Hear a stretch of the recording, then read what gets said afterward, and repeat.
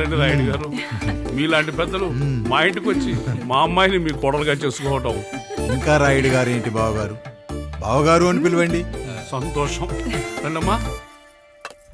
త్వరగా అమ్మాయిని పిలిపించండి, మా వాడు అసలే ఆగలేకపోతున్నాడు.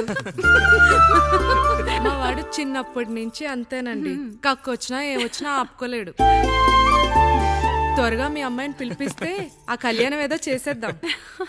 అమ్మా జయమాలిని, అమ్మాయిని చూసురా.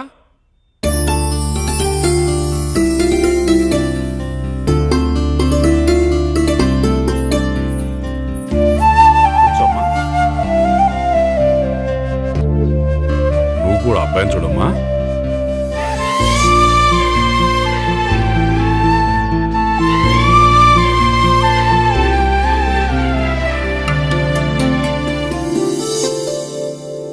అమ్మాయిని చెప్పుకోవడం కాదు కానీ అసలు ఈ కాలపిల్ల కాదు బావగారు. రాత్రంతా బయట తిరిగినా కోడి కుయ్యకు ముందు ఇంటికి వచ్చేస్తుందండి. మళ్ళా ఊరంతా నిద్రలేగిస్తే తప్పుగా అనుకుంటారు కదా. తను తిరిగే స్నేహితుల్లో పచ్చి తాగుబోతులు తిరుగుబోతులు ఉన్నారు, కానీ ఆ విషయాన్ని తన మనసులోనే పెట్టుకుంటుంది. కానీ స్నేహితుల గురించి ఎప్పుడూ చెడుగా చెప్పింది లేదు బావగారు. దీని చిన్నప్పుడే నా భార్య కారు డ్రైవర్తో కలిసి పక్క సందులోనే కూరగాయల మార్కెట్కి వెళ్ళి తప్పిపోయారు. అప్పటి నుంచి ఎంత వెతికించినా మా డ్రైవరు కనపడలేదు, నా భార్య దొరకలేదు.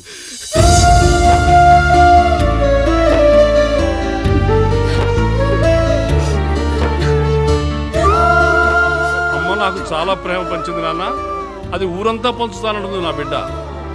నేను కాదనలేదు. అలాంటి నా కూతురు ఇవాళ మీ కోడలవటం నిజంగా నా అదృష్టం బావగారు. ఈ రోజు నుంచి మీ అమ్మాయి మా ఇంటి బిడ్డ. అమ్మాయి నచ్చిందా బాబు? నచ్చిందా?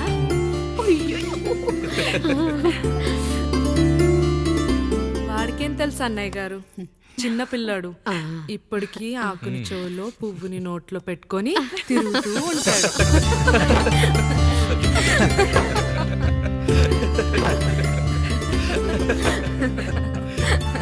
ఇంకంత శుభం అన్నమాట. ఇక తాంబూలవి మార్చుకుందాం. ఒక నిమిషం ఆగి, నేను చెప్పేది ఒకసారి నా మాట నేను ఒక్క క్షణం కూడా ఉండను. ప్లీజ్. అమ్మా శారదా, పెద్దవాళ్ళు వచ్చారమ్మా, మనల్నే చూస్తున్నారు. అమ్మాయికి పెళ్లి చూపురమ్మా. ఈ టైంలో నువ్వు ఇలా అలర్ట్ చేస్తే దాని జీవితం నాశనం అవుతుంది తల్లి. లోపలికి వెళ్ళు, తర్వాత మాట్లాడదాం. ఇక్కడ మీ కోడలు కాపురం కాలిపోతుంటే మీరు ఆ మంటల్లో మీ కూతురు పెళ్లికి కాఫీలు పెట్టిస్తున్నారా? ఈ ఇంట్లో నేను ఇంకొక క్షణం కూడా ఉండను. ఒక్క నిమిషం తల్లి, అసలు ఏం జరిగిందో నాకు చెప్పమ్మా. ఈయన మంచోడని 6 నెలల క్రితం నాకు పెళ్లి చేశారు. మొదట్లో బాగానే ఉన్నాడు, ఆ తర్వాత ఒక రోజు మందు కొట్టాడు. కొని తాగింది దిగాక మంచోడుగా ఉంటాడు అనుకుంటే ఈ మధ్య చెడు తిరుగుళ్ళు తిరుగుతున్నాడు. ఊరవతల చిన్నిళ్ళు కూడా పెట్టేశాడు. మీరే చెప్పండి రాయుడు గారు, ఈ ఇంట్లో నేను ఉండాలా, వెళ్ళిపోవాలా, ఈయన్ని వదిలేయాలా, అక్కర్లేదా? వదిలేయాలమ్మా. వదిలేయాల్సింది నీ భర్తను కాదు, అతనిలోని లోపాలు. ఆశ్చర్యపోతున్నావు కదూ? ఒక మగాడి బాధ సాటి మగాడిగా నేను చెప్తానమ్మా. ఆడదాని ప్రేమ వెలిగించిన అగరొత్తి లాంటిది. ఒకడు వెలిగించగానే కొన్ని గంటల్లో బూడిదైపోతుంది. కానీ మగాడి ప్రేమ దీపం లాంటిది. తను కాలుతూ కూడా నలుగురిని వెలిగించుకుంటాడు. ఆ వెలుగులో ఆనందాన్ని వెతుక్కుంటాడు. చూడమ్మా శారద, నువ్వు కాకిలోని నలుపును చూస్తున్నావు, నేను దాని రెట్టలో తెలుపును చూస్తున్నాను. మొగడు మందు కొట్టొస్తే నిన్ను కొట్టలేదని సంతోషపడాలి గాని బాధపడకూడదమ్మా. ఇక చిన్నిల్లు సంగతి అంటావా? రుచిగా ఉందని లొట్టలేసుకుంటూ సగం తిన్న బిర్యానీలో కుక్క మూతి పెట్టిందని తెలిసాక దాన్ని పారేసుకుని ఆకలిని చంపుకోవడం కంటే నాకింది మనింటి కుక్కే కదా దాని మూతిపళ్ళు రాలగొట్టి ఇంట్లో కట్టేయాలి. నీ భర్త కూడా అలాంటి కుక్కలాంటి వాడేనమ్మా.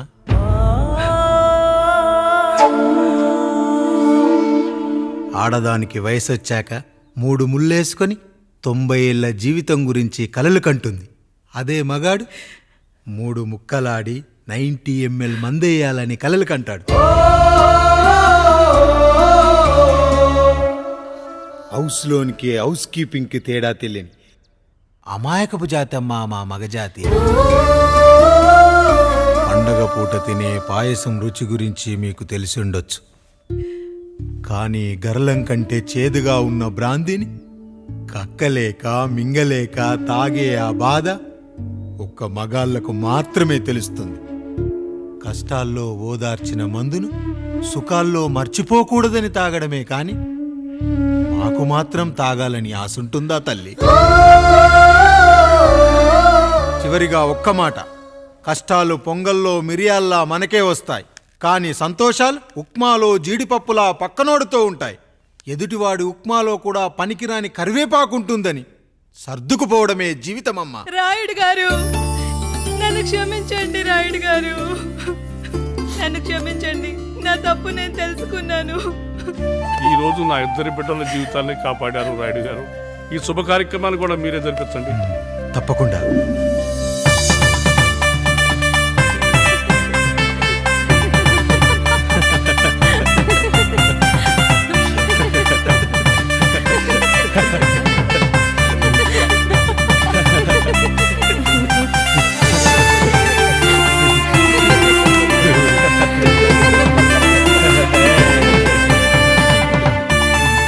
రాముడు, పండు, మీరు దీవించండి.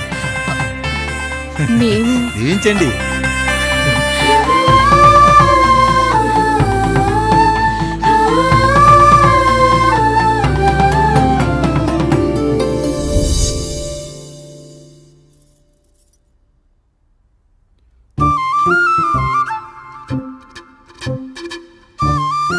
తింటారా?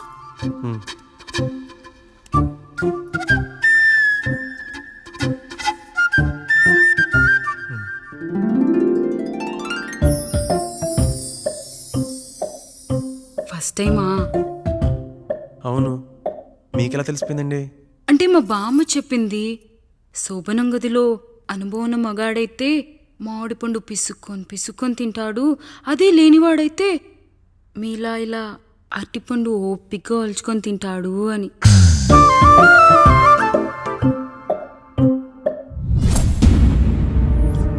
ఏంటవి? అవేంటో తెలీదా? ఫ్రెండ్స్కి పెళ్ళని చెప్తే హ్యాపీ బర్త్డే అనుకొని బెలూన్స్ ఇచ్చారు, ఫీల్ అవుతారు కదా అని 4 అక్కడ కట్టాను.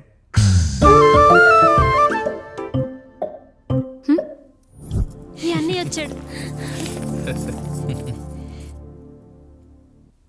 పిల్లల గదిలోకి వెళ్ళారా? వెళ్ళారండి. మీరెంత ఏంటి ఇంత రాత్రైనా ఇంకా పడుకోలేదా? మీరు లేనిది ఎప్పుడైనా పడుకున్నామా అన్నయ్య?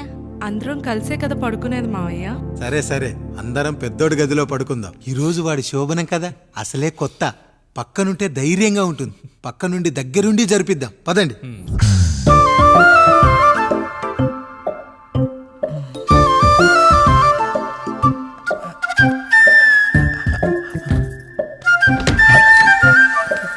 కానివ్వండి రా, కానివ్వండి కానివ్వండి. మీరేంటి మావయ్య ఇక్కడ పడుకుంటున్నారు? అదేంటమ్మా పెద్దోడా, చెప్పలేదా? మేమంతా కలిసే పడుకుంటామమ్మా. నువ్వు మాతో పాటే. అవును భార్గవి. మీరు ఊరుకోండి. మీరు ఇక్కడ పడుకోవడం నాకు ఇష్టం లేదు మావయ్య.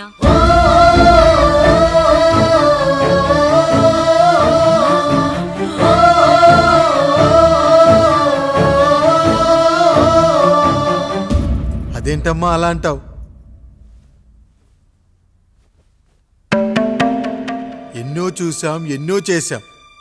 దుక్కి దున్ని కోత కోయకుండానే ఈ విత్తనాలన్నీ మొలకొచ్చాయంటావా తల్లి? అవన్నీ నాకు తెలియదు మావయ్య. మర్యాదగా బయటికి వెళ్ళండి.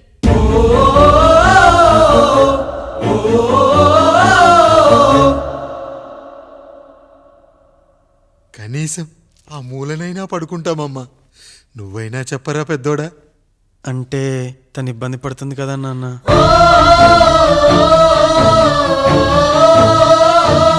నువ్వు కూడా ఏంట్రా? పిల్లలేదో ఆశపడుతున్నారమ్మా. ఒక్కసారి ఆలోచించమ్మా. మావయ్య మీరు బయటికి వెళ్తే మేము తలుపులేసుకుంటాం.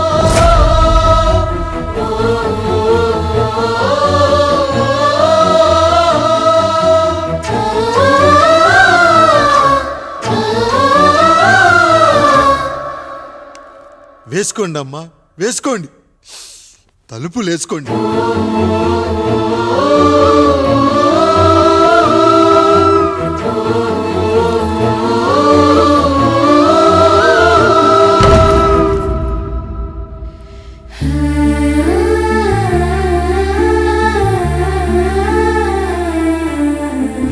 నాయుడు, బిడ్డలు జాగ్రత్త. ఈ రోజు నుంచి వీళ్ళంతా నీ తమ్ముళ్ళు చెల్లెళ్ళు కాదు, నీ బిడ్డలు.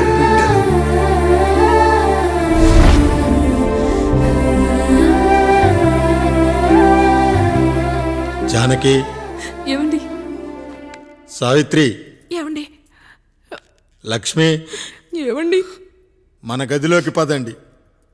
ఇక నుంచి ఎవరి పిల్లలతో వాళ్ళ గదిలోనే పడుకోవాలి.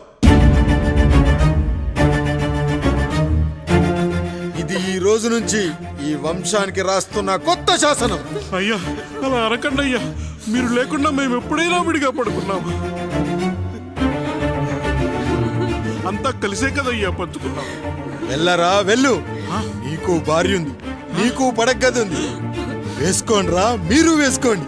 తలుపులు వేసుకోండి. మీరు కూడా ఏంటండి పిల్లలేదు? నర్మయ్, చిన్న పిల్లల వాడిని ఉయ్యాల్లో ఆడించేటప్పుడు పక్కనే ఈ నాన్న కావాలి. బడికెళ్ళేటప్పుడు పక్కనే ఈ నాన్న కావాలి. గుడికెళ్ళేటప్పుడు కూడా పక్కనే ఈ నాన్న కావాలి.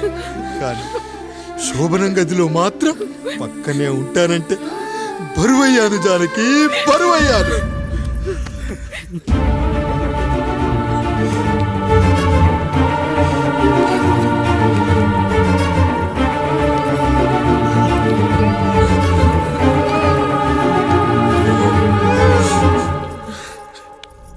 ఏంటండి ఇంకా అదే ఆలోచిస్తున్నారా? ఎలా మర్చిపోగలను లక్ష్మి? జరిగింది ఏదో జరిగిపోయింది, మీరు బాధపడకండి. ఎంత మాట అన్నాడో చూసావా? నా భార్య ఇబ్బంది పడుతుంది, బయటికెళ్ళండి నాన్న అన్నాడు. వాణ్ణి ఎలా పెంచాను? చదువుకుంటే పై చదువులకు వాడు వేరే ఊరు వెళ్లాల్సి వస్తుందని చదివే మాన్పించేశాను. జ్వరం వస్తే ఆ మాత్రలు చేదుగా ఉంటాయని నేనే మింగాను. నోరు తెరిచి అమ్మ కావాలన్నప్పుడల్లా ఎంతమంది అమ్మల్ని ఇచ్చాను. నాన్న అన్న ప్రతిసారి నాన్నల్ని ఇవ్వలేకపోయానని వాడికి నా మీద కోపమో ఏమో జానకి. నిజమేనండి, మనమంతా ఇలా లేమే. మన కుటుంబానికి దిష్టి తగిలింది. మా నాన్న మరణంతో ఆస్తిపోయి తమ్ముళ్ళతో నడి రోడ్డున పడ్డప్పుడు ఇలాంటి కష్టాన్ని మొదటిసారి అనుభవించాను.